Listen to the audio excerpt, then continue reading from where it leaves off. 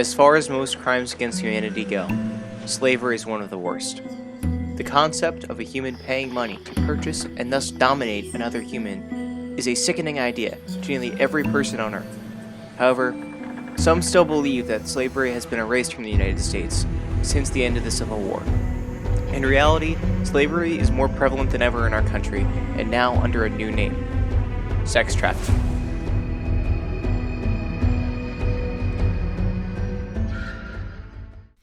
Sex trafficking is defined by the website End Slavery Now as a crime when women, men, and/or children are forcefully involved in commercial sex acts.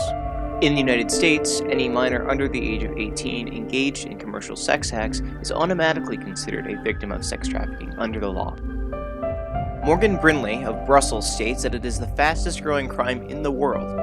This seems to be true, being worldwide it is estimated that there are 4.5 million victims of sex trafficking. That means out of the estimated 20 to 40 million people being trafficked today, at least a fifth of them are dedicated to being sex slaves. Las Vegas is flooded with these sick back markets where humans are forced into paid sexual intercourse.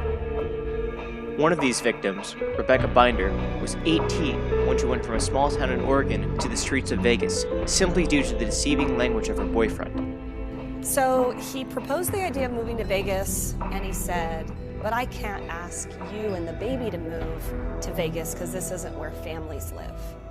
And I thought, oh, he thinks we're a family. And so he was like, well, this building is an escort service, and you're gonna need to sign up.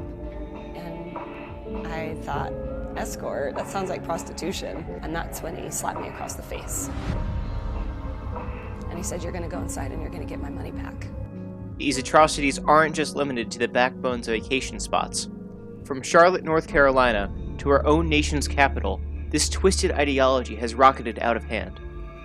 Lisa Lang of the Oprah Winfrey Network draws attention to the sex trafficking activity in DC on the show Our America. So I've seen a few girls and then they just walk off and disappear, which leaves me to believe they're probably engaging in activity as we speak. It is uncomfortably disturbing to see what actually goes on in the dead of night in our governing city.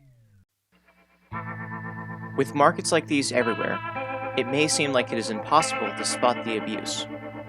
Luckily, there are ways to spot the signs. The Polaris Project, a dedicated organization created to help stop sex trafficking, has a list of signs that show if someone might be involved in a sex trafficking situation. They want to stop participating in selling or trading sex, but feel scared or unable to leave. They disclose that they were reluctant to engage in selling sex, but that someone pressured them into it. They live where they work or are transported by guards between home and their workplace. There are children who live with or are supported or dependent on a family member with substance or abuse problems, or who is abusive in other ways. They have a pimp or manager in the sex trade. They work in an industry where it may be common to be pressured into performing sexual acts for money, such as a strip bar, illicit cantina, go-go bar, or an illicit massage business. Now, just because you see one of these signs doesn't inherently mean that someone is involved in sexual acts, but it's important to take note of. Now, if you start seeing signs like this, it is best to call a tip hotline.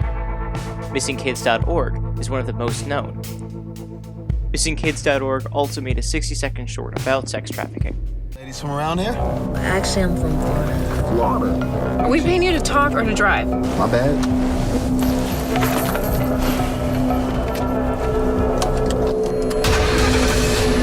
The emotion in it is beyond powerful. Other films have been made, like the award-winning Oblivious, directed by Mikey Hardsley, or ShiftFreedom.org. Hey, you have 1 hour. You have another appointment. I know, it's not my first time. Again, extremely powerful. It is extremely hard for most Americans to admit that these events are present in our nation. But, as a nation, we're making strides to wipe out these exchanges. Florida has made it a state law that all schools must teach students about sex trafficking prevention. As for a more direct approach, a group known as the Abolitionists, an international group set on destroying sex trafficking groups across the globe.